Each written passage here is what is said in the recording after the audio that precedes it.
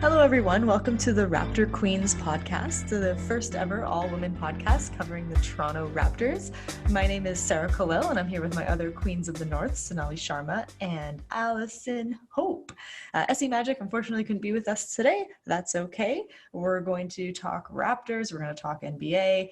And of course, at this point in time, you can't really talk about anything without also talking about the coronavirus. So where we stand right now as it relates to the NBA is last week, it's actually only been, I think, 8 days. The NBA suspended all of its games indefinitely. And since that time, we have heard updates that say that this will last for at least 30 days. In all likelihood, it's probably going to be longer.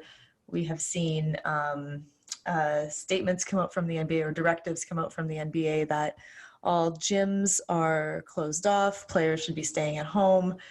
And the Raptors team tested completely negative. All the team tested negative for COVID-19, but they've been under self-isolation for the last 10 days. Is it day 10? Yes, it's day 10 out of a mandatory 14.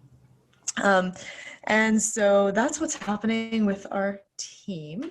We're going to spend a little bit of time today, kind of talking about the virus and how it's playing out in the NBA. We're also going to talk some basketball, of course, because that's what we're here to do. And of course, listeners, I'm sure you all would love to just hear about basketball. And then we're going to talk a lot about our Raptors, how they're dealing with it. They've been really active on social media. There's been a lot to see and discuss. They're dancing, they're making videos, they're working out at home. Sonali's got all the goods on what's happening with our players. And then we'll just talk a little bit about where we think we go from here. So that's our starting point. So let's start with Raptors. They're under this mandatory self-isolation for 14 days. And then last week, someone spots Chris Boucher at a grocery store at Loblaws breaking his quarantine. Oops, that wasn't supposed to happen. What's y'all's take on that? That was kind of a bad look. And I'm not a big city person, but I'm thinking there have to be enough delivery services or bike couriers or something like that for Chris not to have to go out. So thumbs down on that. Super clear. Sonali? Yeah, I mean, I have to agree with you, Allison. I think this, as you said, Sarah, it's becoming really clear that this isn't just a joke.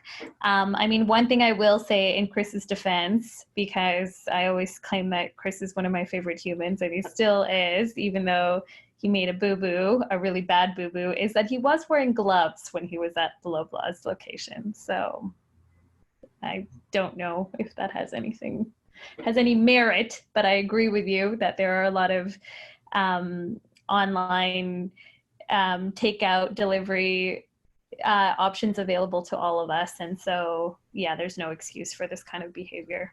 And good for him, and good for the Raptors franchise, the league, for issuing that statement, because these are role models for young people out there, and it's important that we're all held accountable. And Chris Boucher being an example, actually, I think it's, even though he shouldn't have done it, I think it sets a good tone for the severity of the situation. Yeah, when he issued his statement to apologize. Yeah. Okay, this is a real question. Like, I genuinely don't know the answer. I don't know if either of you guys do either. But since they actually all tested negative for the symptoms, is there a reason that they still, in addition, had to self-isolate for the 14 days? Or is that because that is simply what was in place from Canada's directive was after you came back from international travel, you had to be self-isolated for 14 days. Do you guys know? I don't. I wonder if someone could be brewing the infection and still test negative. I'm not sure about that. Okay. Yeah, I genuinely don't know either. Incubation, I don't know. Mm-hmm. Yeah, I don't know. I was just wondering if it made any difference if you're already tested or not. But in any event, clearly all of the Raptors are under this directive, so that's the case. And mostly they've been setting pretty good examples about it. Did you guys see Nick Nurse with his video today? Nick Nurse put out a video. It said, "Guess where I am? Am I at the gym? No. Am I at the Arkells concert? No. I'm at home, and that's where you should be too." Yeah, that was a nice lighthearted PSA. Yeah, and it's been great seeing, he put out another video a couple of days ago about, one of his plays out of his playbook is washing your hands, and how you need to wash your hands for at least 20 seconds to beat the shot clock buzzer. And it's a cute sort of take, and it's important to have him as coach of the year, which is what he's going to be, sending out that really powerful message. So another thing that's been coming up around the NBA generally is the access that the players have to all of these tests that the general public apparently does not have. One of the things that I've been wondering about is how much of this is actually that the general public's not being tested versus why would anyone be reporting about every individual being tested? Do you know what I mean? I do think there's truth to the fact that NBA players are getting priority access to these tests, and I think that's problematic. I do wonder how many tests have been administered versus, like, in total compared to what the Raptors have, not the Raptors, but NBA players have had. I don't know. Do you guys have any thoughts on that? Well, the only thing that I know or that I've read about this is that, yes, like you said, Sarah, I think that the NBA actually has been, they've hired like an outside company to do this for them. So it is private testing. And I don't know very much about how the testing in Canada versus the testing in the US works because of the difference in our healthcare systems. But yeah, I would imagine that there is a bit of a discrepancy, and access, whether it's access to medical services or access to justice, I think it's unfortunately we live in a world where sort of money talks, right? And so I don't really have much else to say about that, but that's sort of what I've been reading. I think it really, it's indicative of the inequities in the American system. I mean, I think, did all the NBA players not get tested? So we've got a population that's 100% tested, and then the general public, the testing rates are really low. So, I mean, that's their healthcare system, I guess. If you have the means, you're going to get the treatment or the diagnostics, and if you don't, oh well.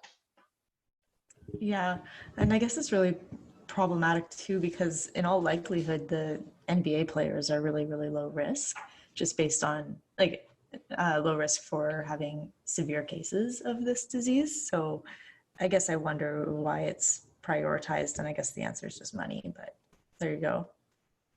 It does make you wonder, though, the 4 Brooklyn Nets that tested positive. There's a lot of cases in New York, and it just makes me wonder how virulent this virus is, because that's a big cluster of players in one spot. And I wonder if it has to be community spread. So that's super worrisome. Mm-hmm. And what do you guys think about the player names being released for those that have tested positive or not? This goes kind of into a right to privacy as a public person. Generally, all your medical records are private. It's no one else's business at all. But now we have, reports saying we know exactly, 4 players on the Nets, and Kevin Durant is one of them. We know that. So my understanding is that they have an option of whether they want to be publicly state their names or not, right? But I mean, I guess when you know that there's 4 players on the Brooklyn Nets that have tested positive, you can kind of use like methods of deduction to figure out who these players are. I know that the Lakers have also reported that there's 2 players as of the last 24 hours that they've said there's 2 Lakers that have tested positive, but we don't know what the names of those players are. We know that Marcus Smart from the Celtics has also tested positive, and the 76ers also have 3 members as well too, whom I don't know the names of those, of who they are as well either. So I'm assuming there is a policy in place, and I'm assuming the people that have gone public, except maybe I'm not sure if Rudy Gobert, I can't speak for that situation, and that's sort of where this all sort of blew up from, right? So I don't know. That's sort of, yeah, that's my understanding. But as one of you guys said earlier, I mean, maybe there's a value when the players come out and disclose. Which one of you guys said that?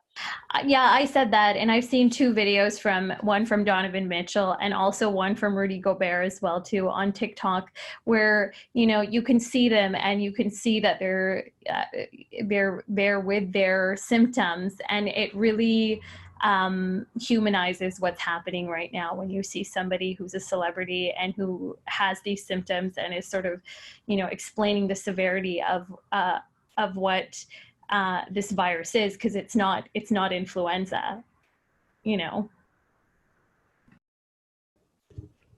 Yeah, that's a good point.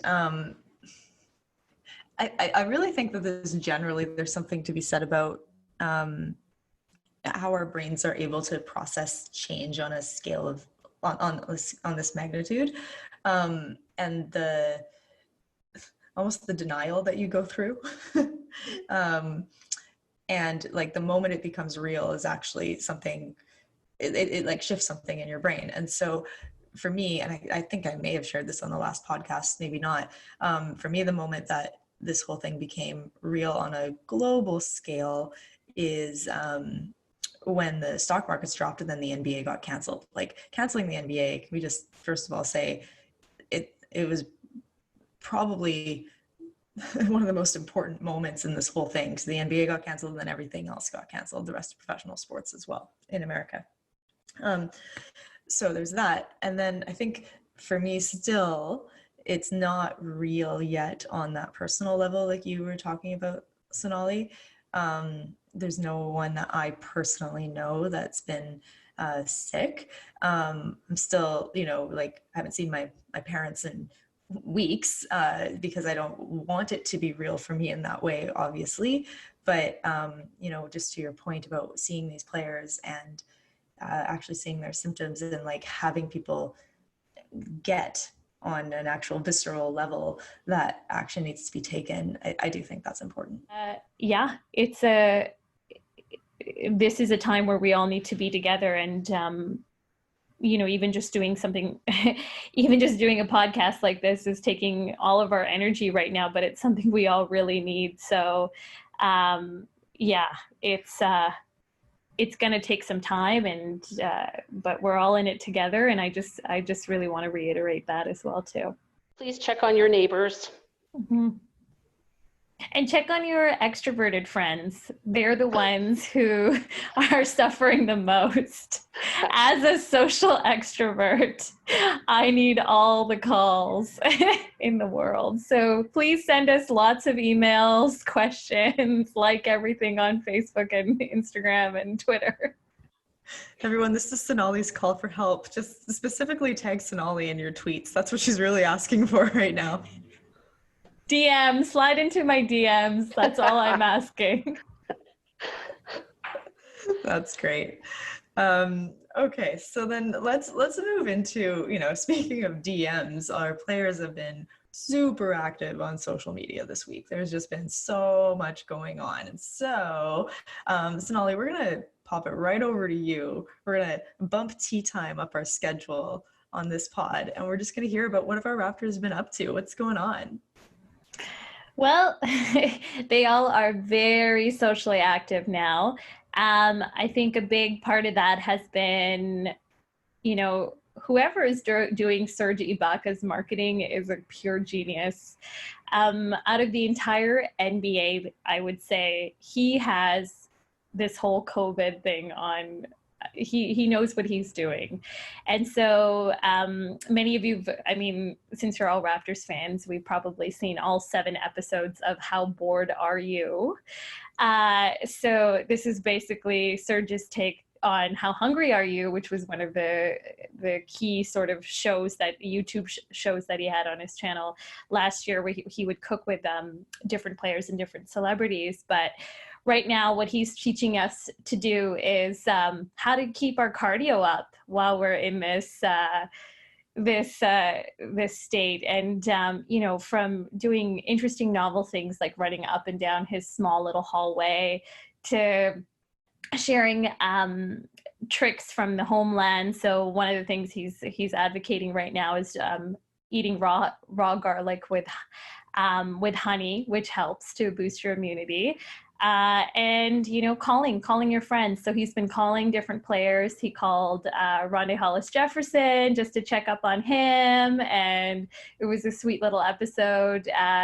In the latest episode, he calls good old Kalo. And I'm sure it's not a coincidence that Kyle Lowry is in episode number 7, considering his jersey number is 7. And catch.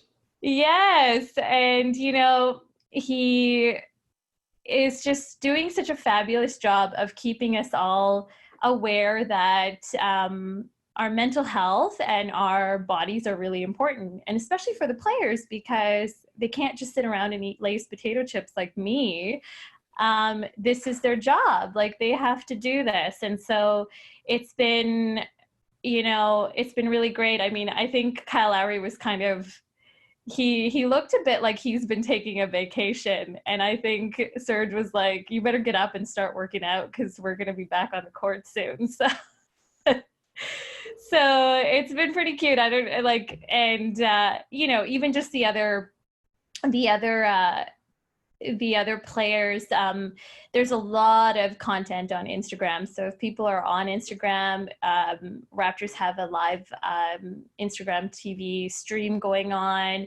There's a bunch of different you know, publications and media outlets that are doing live chats with different players. And so everyone's super involved and seem to be finding ways to keep people excited about NBA and the sort of fandom around our team. So I think we're doing it right. I think everybody else is like, whatever, making TikTok videos of dance moves, but like, we're actually bringing people together, I think. I'm very biased.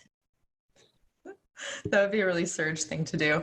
Yeah, I loved his little talk with Kyle, and Kyle saying like, oh, it's just, you know, it's weird just not have a routine, like get up and go to work.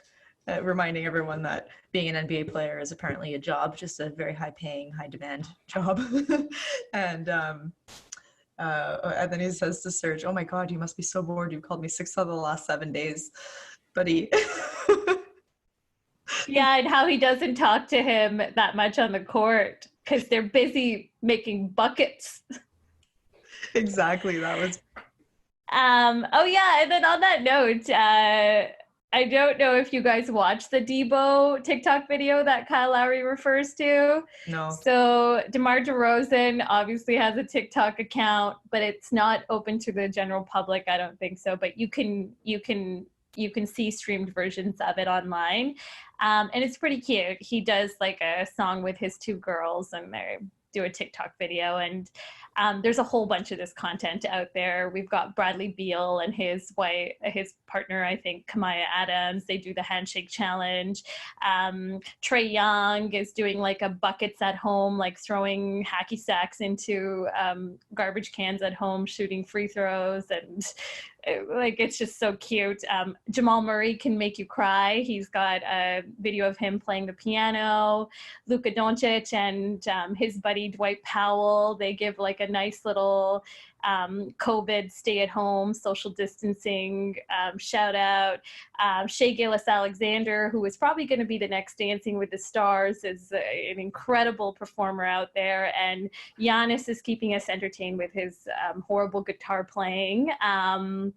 And he did a really cute little flip the switch this morning with his partner and his new baby. So there's lots of stuff to watch out there right now. Man, like, I don't know if it was an actual policy at some point when the NBA, started either opening up social media to its players or encouraging them to use social media more and just like really let their personalities shine. But man, is that paying off dividends right now? Yeah, Good point, because NHL Twitter is not nearly this much fun. Do you think it's also like the viewership? Like, I feel like NBA tends to attract a very like diverse demographic of people, and I don't know. I just find that it always seems to be more sort of avant-garde when it comes to fashion and to, whether you're talking about tunnel fashion, whether you're talking about the latest trends. Like, it just seems like NBA has always been that way. I don't know, compared to the NHL. That's a good point. And maybe too, it's a younger demographic too, like diverse and young. You probably nailed it, Sonali. Yeah, like you've got like, these guys like Zion Williamson and Trae Young, and they all know how to use technology, and it's super fascinating to watch, because as somebody who is not of the TikTok generation, I mean, even Snapchat was something that was sort of hard for me to get onto. I am just learning so much, like how this generation, these young folks, they communicate. And I sound like an old lady right now, but I definitely feel really old in this new way of life that technology is sort of forcing us the way that it's forcing us to communicate with one another. I'm sorry, Sonali, this old lady trumps your old lady. I'm gonna let both you guys have that one. Hey, I have a TikTok account, and I might be challenging Giannis or Shea to a dance-off soon, so.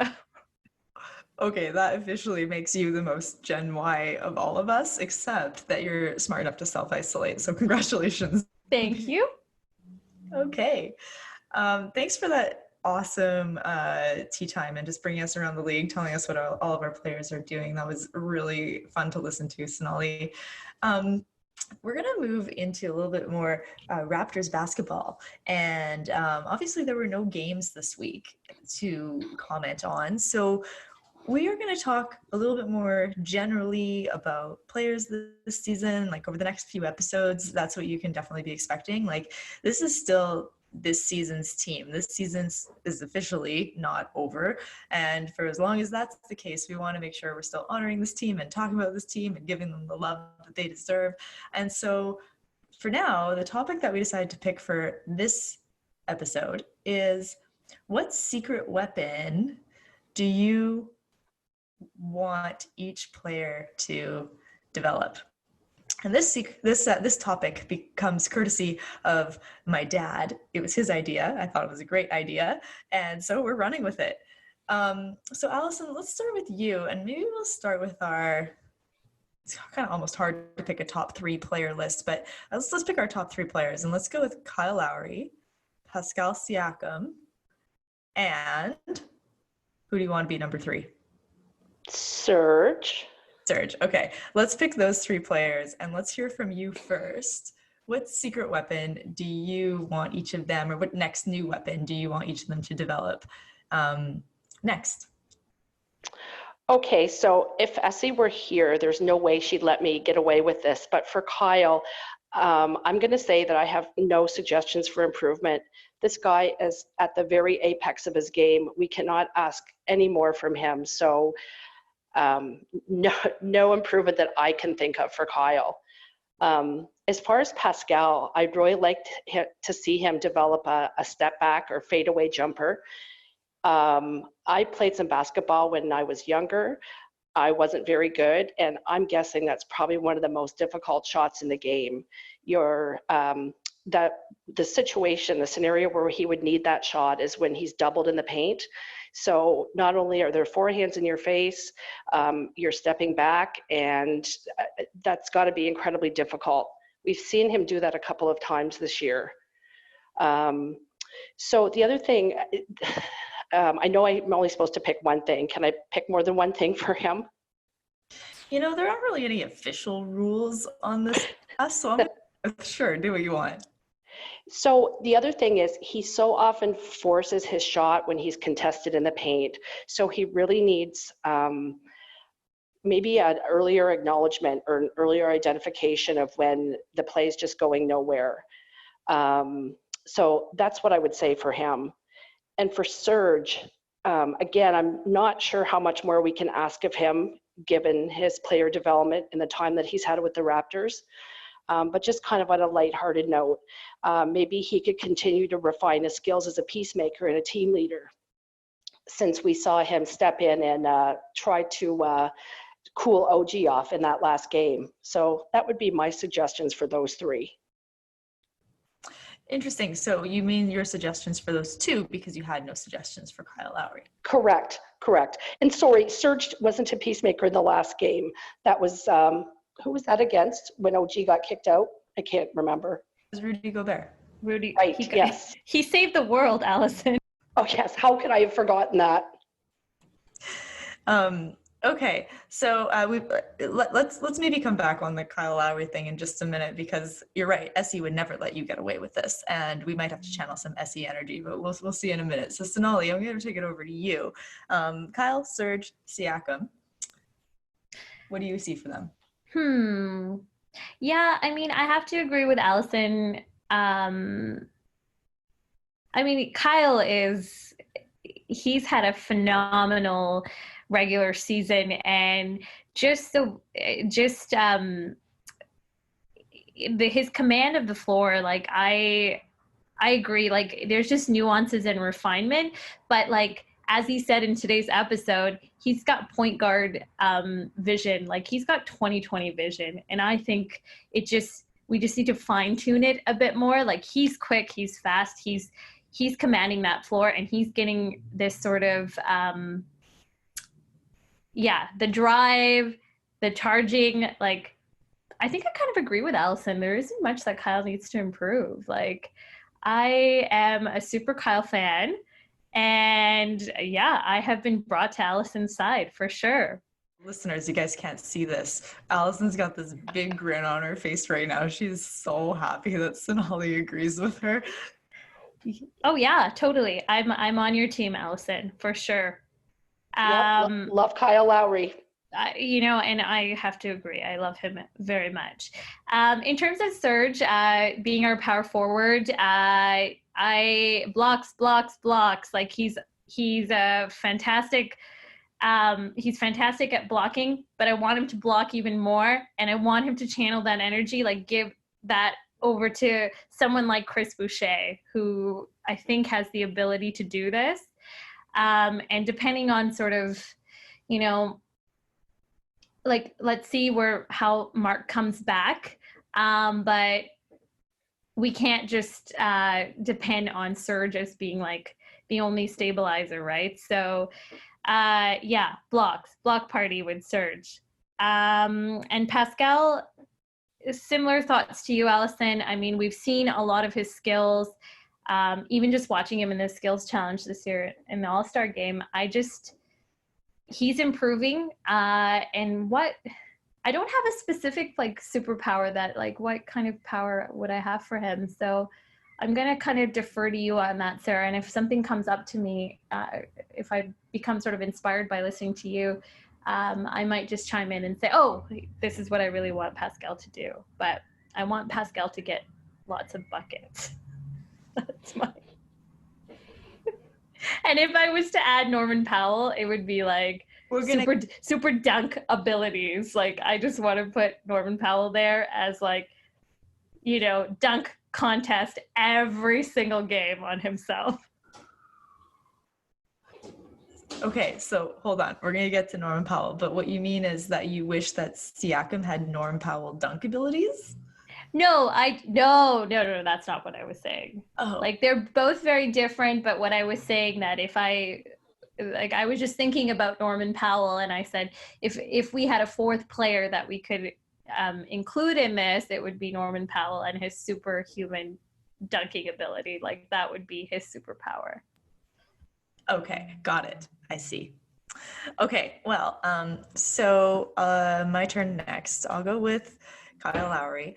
Um, so generally speaking, he doesn't have a ton of weaknesses to his game, but if I was going to pick a few different areas, and I actually will, I'm going to go with two. One would be I don't, maybe this isn't possible, but do you think it's possible to just like eliminate the games when the shooting just isn't going down? Because like we do rely quite heavily on Kyle Lowry to have good shooting games, and mostly he does. And his 3-point shots are fantastic. He can drive to the basket. And then just every so often, there's a game when just nothing is going down, and that's probably just a natural part of the game, and that's how it goes. And he still contributes immensely, offensively, defensively, and leadership-wise in those games. So I know that generally everyone's like, it's okay, Kyle Lowry's still our best player, but I would still do. In a magical world, this is what I'd be looking for: is like just eliminating those games when nothing is going down. And then the next thing, which I think is maybe a little bit more realistic, is I'm curious about how we transition into the Fred VanVleet era. And so when Kyle and Fred are both on the court, I mean, they're both on the court a lot right now. They're actually both starting. Who's the point guard? Either of them are playing point at that point. Sorry, either of them are playing point guard in that lineup. I guess I just will be curious to watch Kyle's development as a transitional leader as the Raptors move into Fred VanVleet era. Do you guys have any thoughts on that? You must have some thoughts. You guys are Kyle Lowry fans. It's going to be interesting to see because, I mean, he's going to be 34, right? If my math is correct. So there will inevitably be like a handing over of the reins to Fred. I'm sure Kyle will be graceful. His minutes are going to have to come down. I mean, he's been playing a lot of minutes, but I have like no reservations at all as far as him being like professional about that and being, maybe coming off the bench. Okay, well then I'll move on to Serge next. So I'm thinking ahead to next season and the likelihood that we can't keep both Serge and Mark. And so if we keep Serge, then what I would love to see is for Serge to develop that quick outlet pass that Mark has. That it's almost like hard to remember because I haven't seen Mark play in so long, except for like that one game right before the season shut down again. But yeah, just how he can pull down the rebound, turn around, boom, and initiate a fast break. I still think Mark's the best on the team for that. So if Serge could develop that aspect of his game, I think that would be incredible. Just the way that Marc Gasol can space the floor and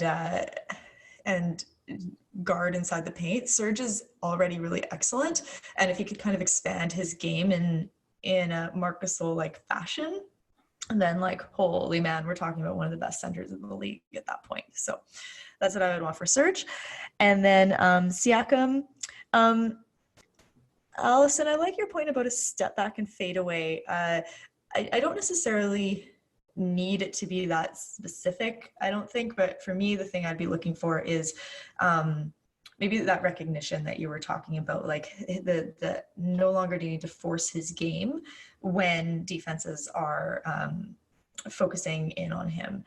And I think that's just going to come with more and more practice.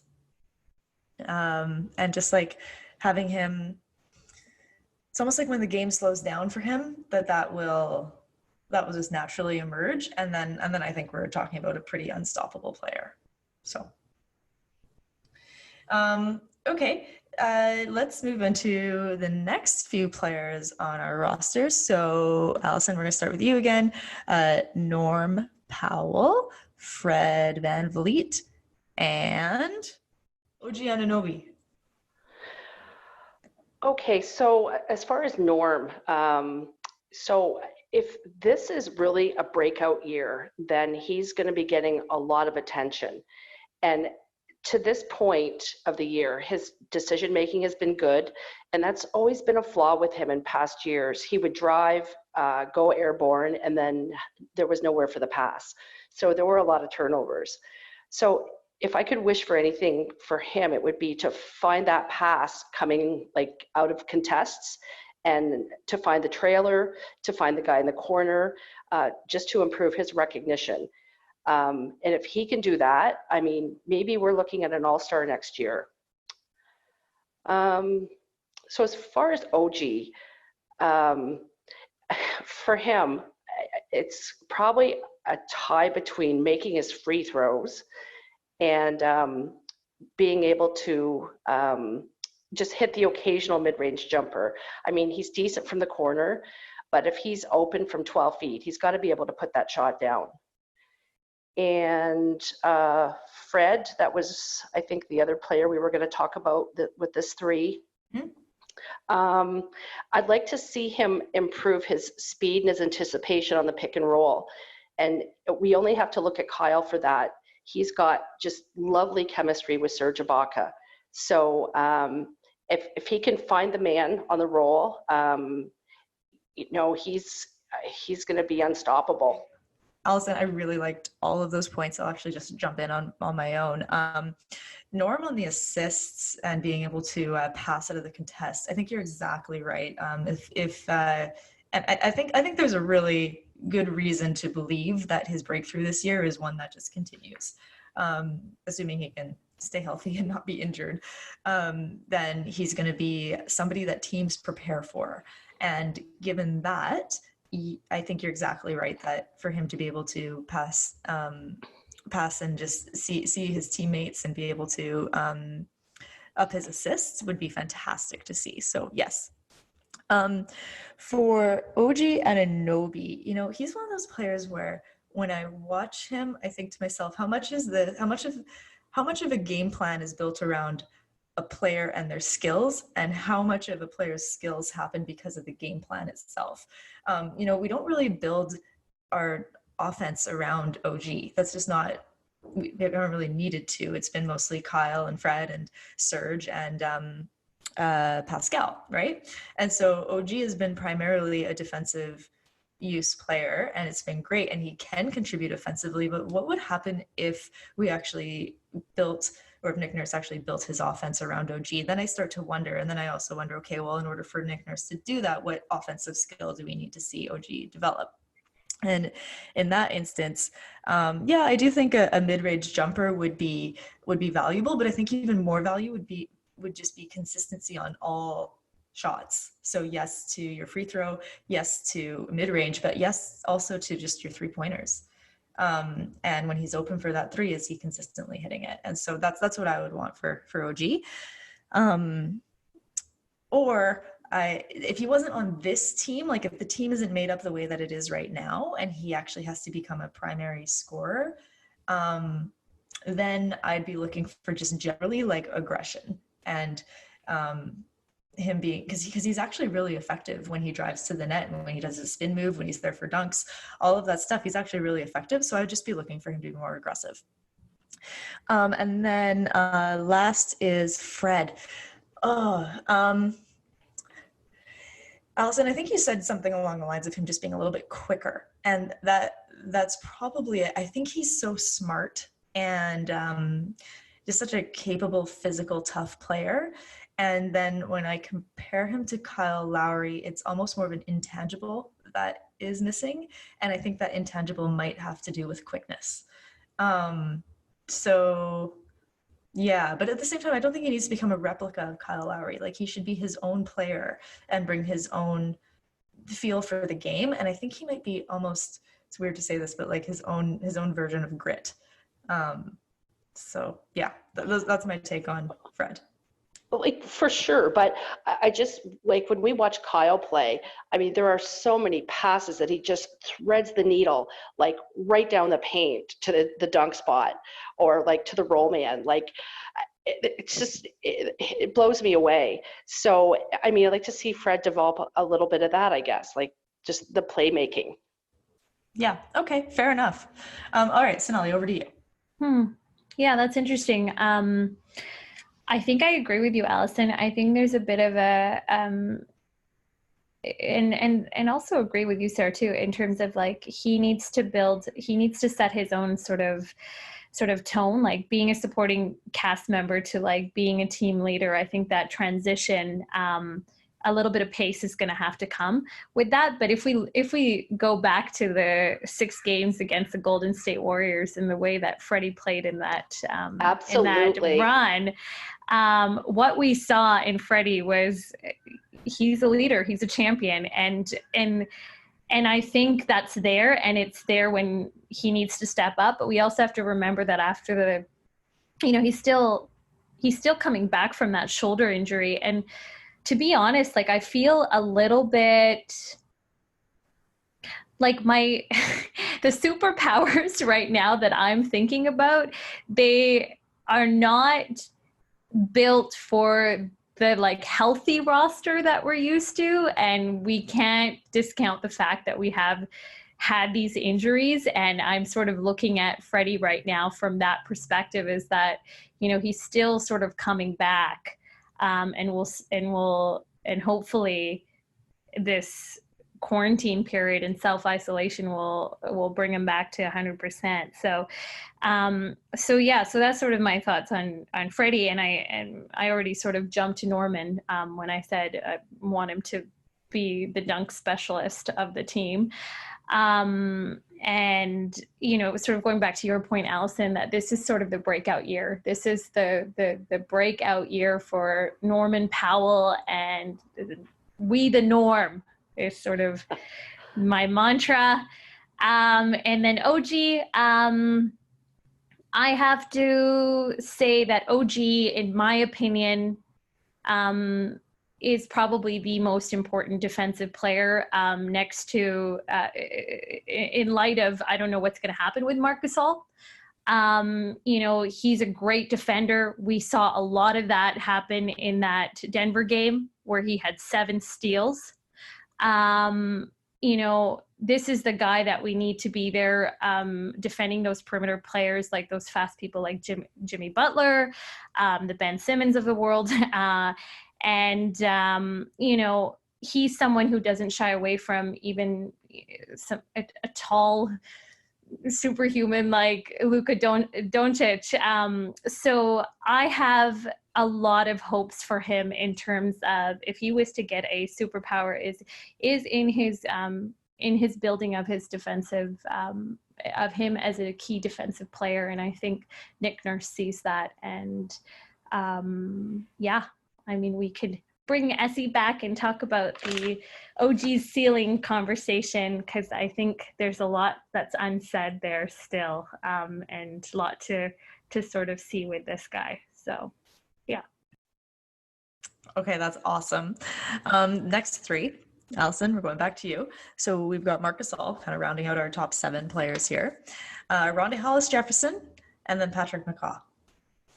I know we can talk for a really, really long time about Patrick McCaw. We're just going to talk about the one thing that we'd like to see. All right. So, yeah. So for Marc, I'd just like to see more willingness to take the shot when it presents itself, just to kind of keep the defense honest. Because if Pascal's getting the double and can make the pass, and Marc's standing at the arc of the 3-point line, like right at the top, it would be nice just to see him put that ball up right away. It seems like he's always looking to make the pass. And sometimes that's great, but we have to keep the defense honest. As far as, did you say Rondae? I did, yes. Yeah, I think at this point, we can't expect him to shoot. He's at this point of his career. If he was going to develop a shot, he would have done it by now. He's got to improve his touch at the rim, though. Like in the beginning of the year, he was like fierce on the boards with tip-ins and putbacks. And that touch has kind of deserted him in the last month and a half. He's really struggling to put the ball in down low, like close. So if he can finesse it at the rim, that'll go far. And then for Pat McCaw, he's also got to have a willingness to initiate or to find his own shot. We can't have him playing 42 minutes a game with one attempt from the floor, like one field goal attempt in 42 minutes. We can't have that. Or he's going to have to show a willingness to explore the geography of the bench. That's pretty funny. I like that a lot. Sonali, over to you. Yeah. Wow, Allison. I actually like wrote down some Allison quotes here. I said, keep the defense honest. Like that's a brilliant quote, Allison. Yeah, Marc Gasol, offensive numbers are down. It's hard to see what it's going to look like when he's back and he's back in full strength. I mean, it's his 11th season. I would like to see higher offensive numbers from him and him shooting and getting baskets in. So that would be sort of my hope for him. In terms of Rondae Hollis-Jefferson, yeah, I'm just going to agree with Allison on everything right now. I've lost my train of thought here. And Pat McCaw just needs to do something and not be hesitant. He's not making, there's just this sort of, he's in his head. And I don't know if like all this criticism around him is getting into his head, but he just needs to make the decisions and he needs to, pass that ball. He needs to make the shots when he has the ball. Like he just seems sort of flustered out on the court. So yeah, that's one thing about Pat McCaw is more basketball intelligence. Okay, excellent. I will round this out quickly. Patrick McCaw, I agree. Shoot the ball. Like, if anything, just shoot the ball so that players know you're going to shoot. I mean, is the shot actually that bad? It can't be. Just shoot the ball. Second, Rondae. I've never seen anyone so capable of getting in position for a putback or for a layup and then missing so much. So, Allison, to your point, can he just get the ball in the basket when he's near the rim? Yes, that would be what I'd be looking for there. Marc, I'm going to be honest, it's almost like I don't remember seeing him play this season because it's been so long. Yeah. And it, like, at this point, I'm like, I don't know what I'd be asking for from him. When he, like, just before he went out with the injury the second time, he was playing so beautifully, aggressively on offense, hitting the kind of shots that he was hitting in Memphis against the Raptors that were so annoying. And so I'd like to just see him maintain that. And then also I'd like to see him not play for Spain in the Olympics so that if he is on the Raptors again next year, he's not tired. So that's what I would want. Okay, we're going to round out this segment really quickly. We're going to go to your young guns now. We're not going to hit the whole roster, but the last three, Matt Thomas, TD2, and Chris Boucher. Allison, go. I think for TD, he just needs experience. He's shown us some really nice tools through the first 3 or 4 months, and things have kind of fallen off. And, you know, we talked about it on our last pod, like kind of rookie wall. It's a lot of games. So, yeah, he just needs to play more. For Chris Boucher, I don't know. His shot looks broken. But I mean, it always kind of looked weird from the beginning. So maybe he needs to work on his shot mechanics. And for Matt Thomas, I mean, I think I kind of said before that his defense was better than advertised, but I really think he's going to be exposed in the playoffs. I think we're going to see his minutes fall off. So I think Matt needs to work on his defense. And over to you, Sonali. Okay, yeah. So Matt Thomas, like I think we were, maybe this was just a conversation where we were joking about, like, is he the best like 3-point shooter of all time? If my hope for Matt Thomas would be that yes, he does become that person. So getting all his threes, because he is an incredible. He has an incredible 3-point shot. So just to see him refine that. And then in terms of TD2, so he's got an incredible wingspan. And I think he has the makings, like he's got the makings to make a solid wing for like the foreseeable future. So I just want him to have wings. Like, get out there and be really clear on your shot selection and get those 3-point shots too. Mostly, I just want to turn the Raptors into like super 3-point shooters. I think that's my secret goal for everybody. And then who was the Chris, of course, good old Chris Boucher.